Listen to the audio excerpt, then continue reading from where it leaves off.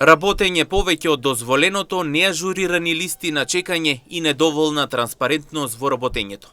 Ова е моменталната состојба во дел од здравствените установи, посочи министерот за здравство Азер Алиу на денешната пресконференција. Според него дел од институциите не ги почитуваат законските обврски. Министерството веќе има конкретни анализи и увид во состојбата на терен. Најавени се контроли и можни законски измени за ставање ред во здравствениот систем.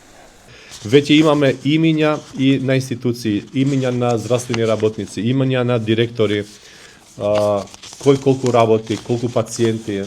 Сега во тек исто така ќе бараме од приватните здравствени институции да видиме таму колку нашите вработени во државните здравствени институции трошат време. И е процес кој што мора да се компарира, е процес кој што трае и мора да бидам искрен, процес кој што има препреки во процесот, бидејќи со тешки маки и енергија доаѓаме до податоци. Ви кажав, еве, за жал, ако влезете сега во листа на чекање, ќе видите институции кои што не ажурираат податоци, а законски мора да го направат тоа. Тоа е тоа. Мора да се смени менталитетот и затоа ќе работиме паралелно и на законски решенија и на терен со нашите органи кои што имаат надлежност за тоа. Министерот Алиу соопшти дека има вработени кои што работат дупло од законското предвидено време.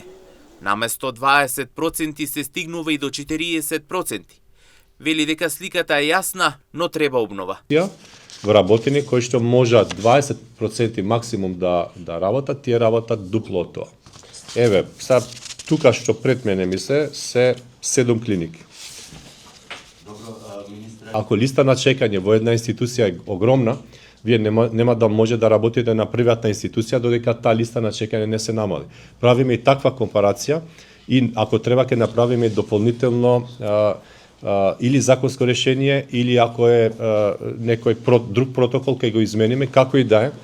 Јасни се значи бројките се бројки, не може никој да ги, значи ако е 41% е 41%, не може никој да каже дека е 21%. И ние веќе знаеме, сликата е јасна.